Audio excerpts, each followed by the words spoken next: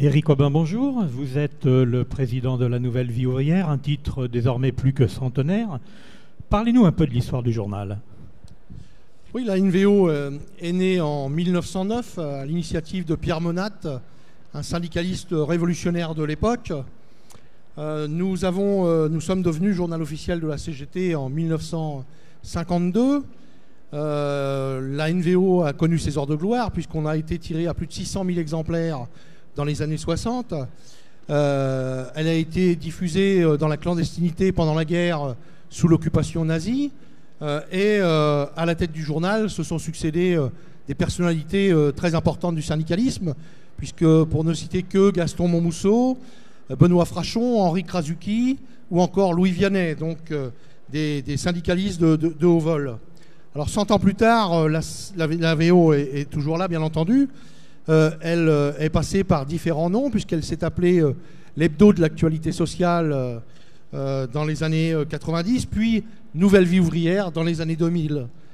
Donc nous avons surtout diversifié nos produits depuis ces années. La NVO est en fait un petit groupe de presse. Quels sont les produits édités par le titre ?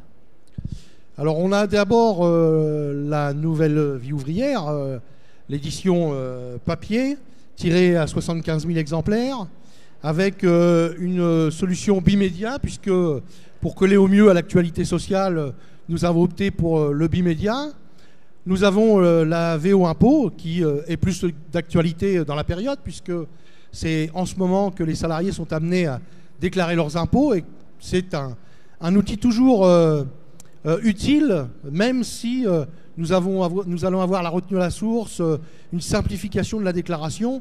Néanmoins, il y a toujours des déclarations à faire, et la VO Impôt est toujours d'une utilité grandissante. Il faut savoir qu'on la tire à environ 100 000 exemplaires, ce qui est quand même une forte diffusion, et le numéro qui finalement est tiré au plus grand nombre d'exemplaires. Nous avons ensuite ce qu'on appelle la RPDS, la Revue pratique du droit social, qui veut rendre accessible à tous le droit du travail, qui est un outil très apprécié de nos élus et mandatés. Et donc c'est bien un outil en leur direction que la RPDS. Nous avons les guides juridiques de poche, les guides d'épée, délégués du personnel, délégués syndicales, comités d'entreprise ou alors encore les comités d'hygiène, sécurité et conditions de travail, qui sont des outils là aussi destinés à nos élus et mandatés dans les entreprises.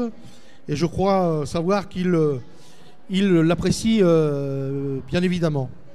Nous avons aussi le droit du travail qui est remis à jour régulièrement et les relations collectives du travail. Donc ce sont, comme je le disais, une diversification de nos publications qui vise à arroser le plus grand nombre possible de salariés, d'élus et mandatés. Nous avons pour finir Ensemble, qui donc est édité par la Nouvelle Vie ouvrière, qui est un journal financé par la cotisation syndicale et donc tiré à plus de 500 000 exemplaires. Donc il s'agit d'un mensuel, et c'est un journal qui a été créé en 2007, qui nous a permis effectivement d'avoir un contact direct entre la Confédération et nos syndiqués. Mais en quoi la lecture de la NVO est-elle de nature à aider le syndiqué, le militant, dans l'exercice de ses responsabilités ?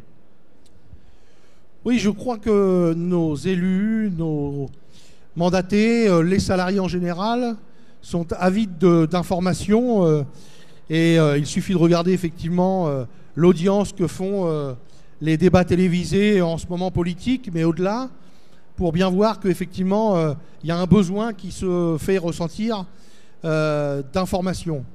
Bon, dans le même temps, on sait pertinemment qu'il ne suffit pas de regarder les chaînes d'infos qui publient 24 heures sur 24 pour comprendre ce qu'est le monde, et notamment le monde du travail. Donc, on a, nous, comme ambition de décortiquer l'actualité sociale. Et donc, pour ne prendre que quelques exemples, la NVO a été amenée à éditer un numéro spécial sur la loi travail, qui a permis effectivement de décortiquer ce qu'est la loi travail. Mais on a eu aussi des dossiers tels que le revenu universel. Nous aurons prochainement un dossier sur le salon de l'aéronautique, Nous avons aussi toute une campagne sur l'industrie.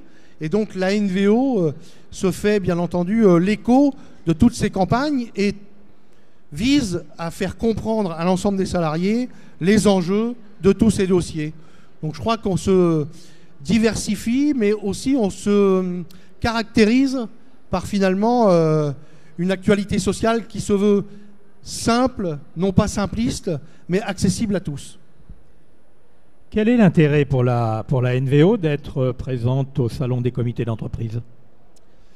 Ce dont souffre la NVO, me semble-t-il, c'est un manque de visibilité. On mérite d'être connu, et donc se faire connaître, c'est participer à tous les endroits où des élus et mandatés sont présents, où des salariés peuvent effectivement être présents. Et donc ce salon DCE voit passer de nombreux élus et mandatés des entreprises. Et donc notre objectif dans ce salon, c'est de se faire connaître et pourquoi pas de gagner des abonnements, puisque la NVO, c'est avant tout financé par des abonnements. Et donc on essaye de faire connaître le contenu de la NVO, le rendre accessible à tous et faire en sorte qu'il soit connu du plus grand nombre. Mais le journal n'est plus vendu en kiosque. Comment se le procure-t-on? Alors, l'AVO Impôt, elle, est vendue en kiosque et vendue par nos militants dans les entreprises. Pour ce qui concerne la NVO, bien sûr, effectivement, elle n'est pas vendue en kiosque, mais nous avons un réseau de militants. Hein, nous avons près de 700 000 syndiqués, donc un potentiel de vente de la NVO très important. Nous avons lanvo.fr, le site de la NVO qui permet de s'abonner à la NVO. Et donc nous comptons beaucoup sur ce site pour faire connaître, faire abonner l'ensemble des salariés, en tout cas le plus grand nombre, à notre journal de l'actualité sociale. Éric Aubin, merci.